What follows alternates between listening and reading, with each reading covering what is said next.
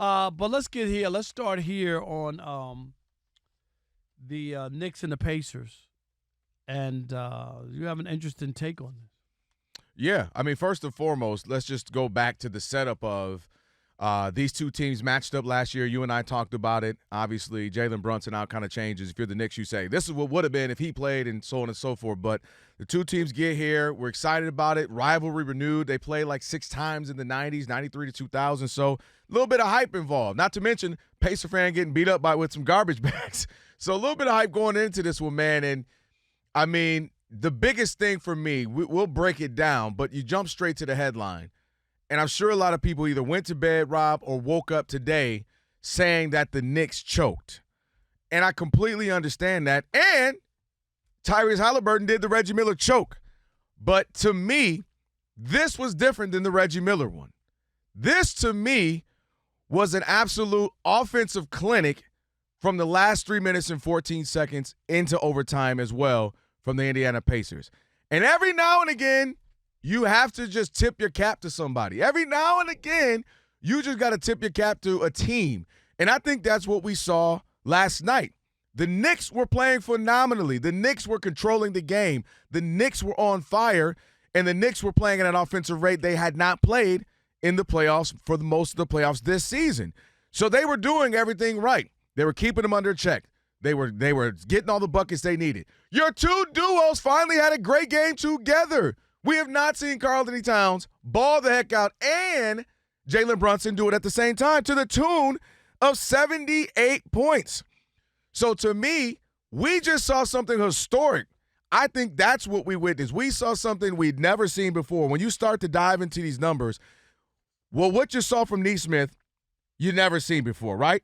He goes 6 threes in the fourth quarter, which is a playoff record. You have Tyrese Halliburton setting records when it comes to what he's doing in the clutch. We'll get to that a little bit later on in the show. You got a team that was able to score 40-something points from 5 minutes left in the game into the overtime as well. That's just phenomenal. And for Nesmith not to miss a three, not to miss his free throws, Halliburton hit a couple buckets as well. To me, I just think we saw an offensive clinic. We saw a guy get on fire to the tune of we'd never seen, and I think the Knicks were gassed without a doubt. But when your duo gives you 78 points, you score a bunch of points, you even score. It wasn't like it was a 20-0 run like the Knicks did to the Pistons in round one. They scored, the Knicks. They scored 8 points in the last several minutes, and ended up being 24 points the last 5 minutes in overtime. So they were scoring buckets. I just simply think we saw something historic. We saw something we'd literally never seen. And I think that offensive explosion of what the Pacers are capable of, they put that on them. So to me, there was a letdown. They gassed, without a doubt, they got gassed. But the Pacers flat out won that thing. They stole that thing, and they did something we never seen offensively. And I tip my cap to them more so than the Knicks choked. You're crazy, and nobody's buying that, what you're selling. Because the guy himself, and you even mentioned it, I'm glad you did, but for the guy himself to make a choke sign tells you that he believes that what just took place was a choke job. Everybody else watching except you, and I don't care what they did, the Pacers, and I get it, 7 for 7, and the Knicks missed 12 free throws throughout the game. The Knicks did not do what they needed to do to seal that game. And when you talk about seeing something you never saw before and you don't think it's a choke, in the previous 994 games, where somebody led by 14 points with 2 minutes and 38 seconds, the record was 994-0. That's an automatic win. I don't care what anybody else, the other team is doing. Unless what, it's though, a Rob? choke job. No, it's a choke job. You have to win that game. The idea that you could call it anything else. The Pacers will call it a choke. Announcers call it a choke. Knicks call it a choke. They didn't go there. You're not tipping your cap. I don't care what they did. The Knicks didn't secure what is almost an automatic, absolute win. The almost 1,000 games were that same scenario. If it wasn't, you wouldn't look at it that way. It would have been. But that's my point, though. I'm glad you brought it up. No, because that's historic. No, it never happens. No, but it's the ultimate choke job. This is a game you were supposed to win.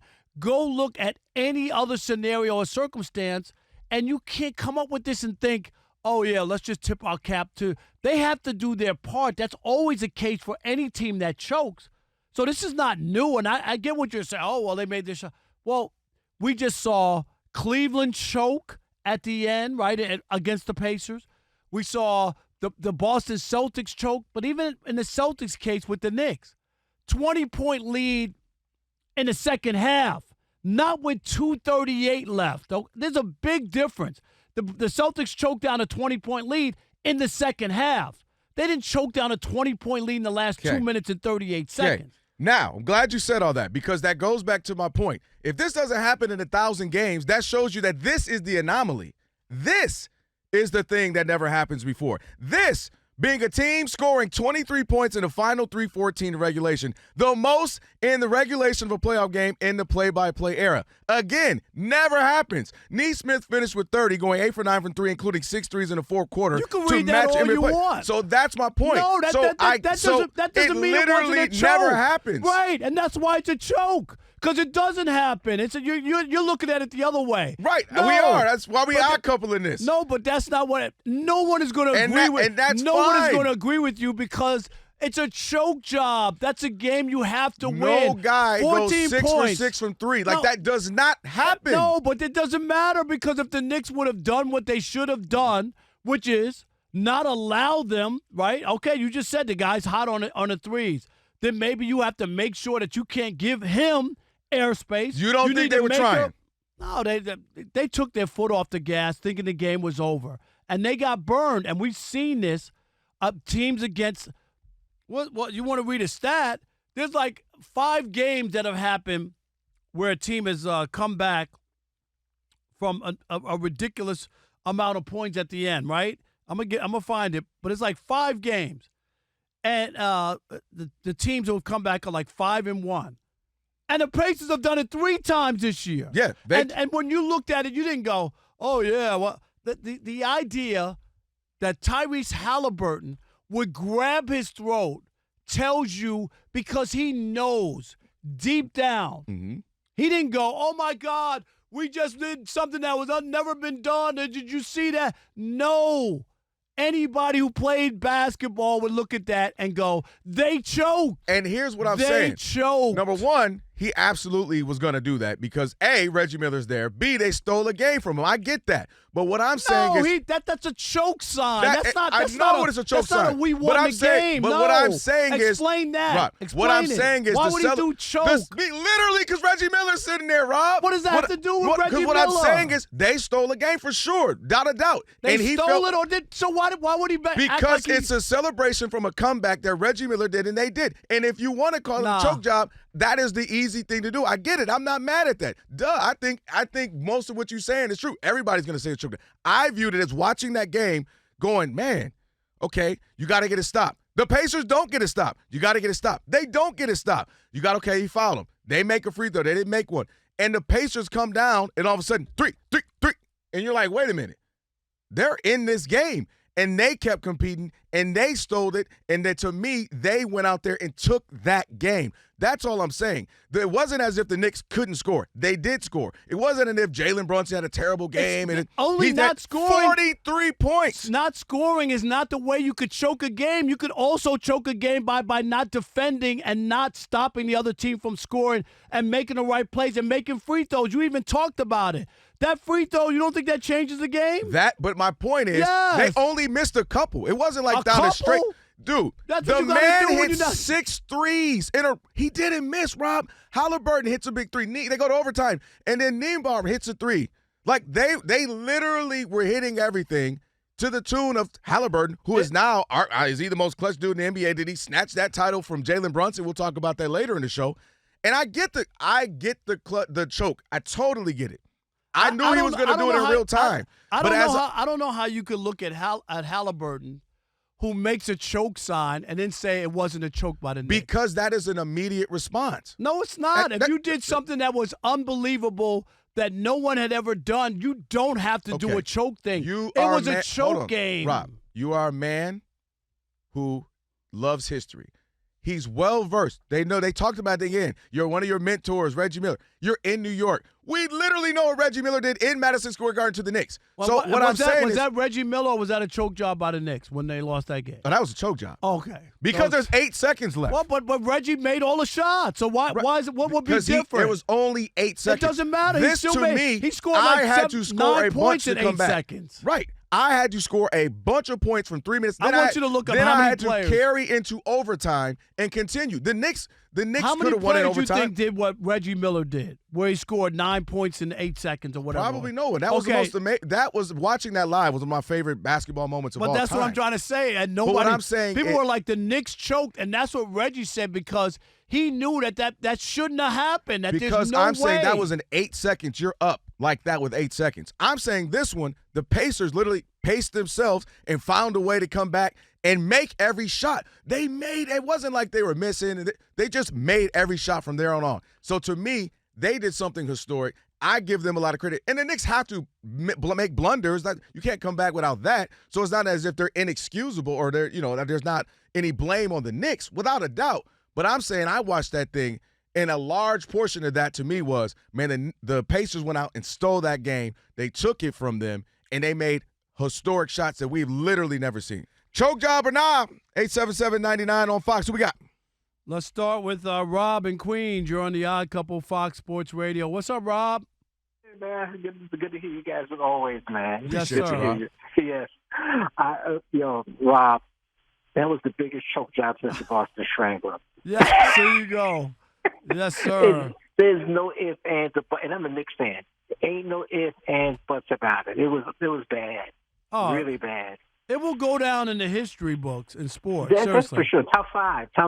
It will definitely. It might be top 3. Like people, because 994-0 when you had a 14-point lead. Exactly. I mean, you cannot give that game up. Amazing. Take care, guys. Appreciate you, Rob. Appreciate it. Hey, Drew in New Jersey. You're on the Odd Couple Fox Sports Radio. What's up, Drew? Is he punched up? Drew? There we go. Hey, Drew. Start over, Drew. Start over. I think that was one of the crazier. I think it's definitely a choke job. I think the only game I can really think of that reminds me of was T-Max 13. What was it? 13 points in 30 seconds? Yeah, that was crazy. Something crazy. Yeah. That's hey, Drew, let me throw this at you and Rob. So in the fourth quarter, the Knicks shot 55% from the field, which was better than Indiana. They only turned the ball over twice. They won the rebound battle. If you only turn the ball over twice in a quarter, that means you'd have 8 in a game. That's amazing. And then they won the rebound battle, shot a better free throw percentage, and had more attempts. So I'm not saying, again, you have to do a few bad things. The thing I'm saying is it's not like they performed horribly and all of a sudden just completely lost themselves. They choked the Pacers down. just went crazy.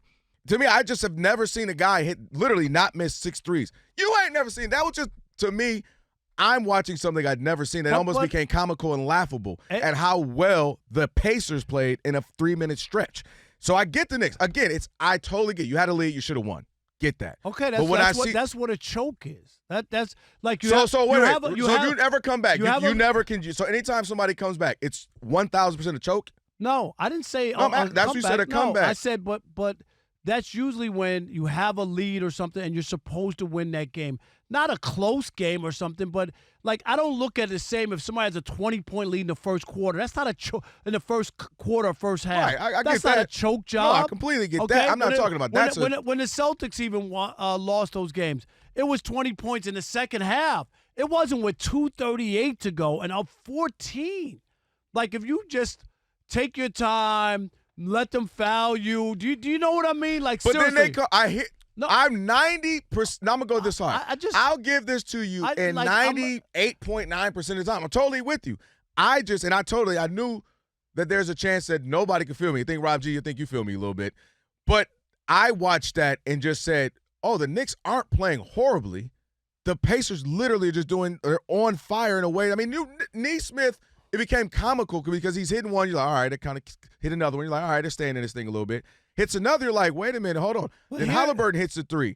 And you're like, wait a freaking minute. Are they going to have the nerve to try to win this thing? Well, here's the thing is the player themselves. And that's why I'm just saying even anybody who's playing out there, they know they shouldn't have won that game and that the Knicks choked down. Seriously, that's why he did that. If this was some unbelievable, crazy, you know what I mean? Like that one, and you just have to tip your cap to him. There are those moments.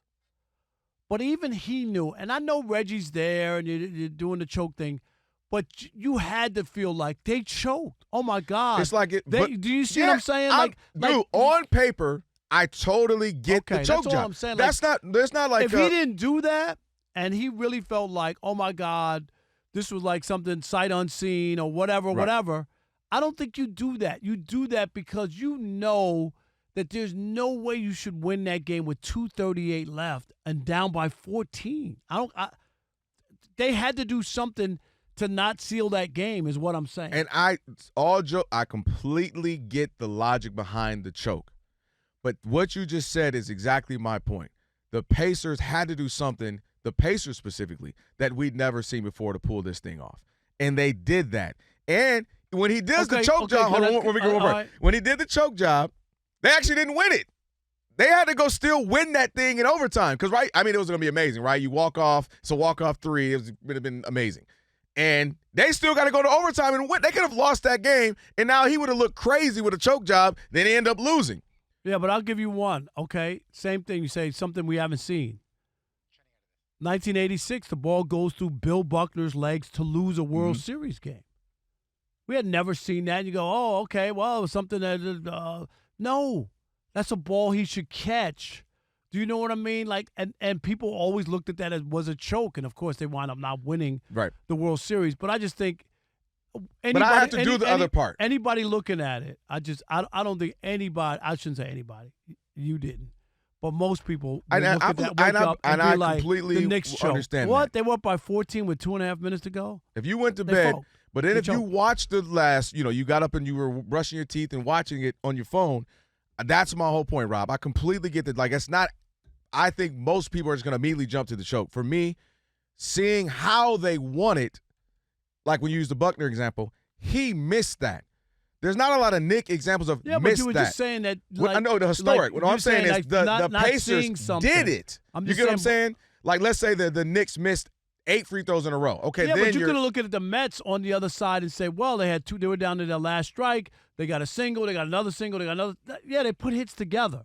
But Bill Buckner still missed the ball. And for the Red Sox, it was a choke in that they could have won the World Series had they secured that game. That's why people look at it and say it's a choke. I think for me, that one I get more. The Pacers had to make the shots. But we'll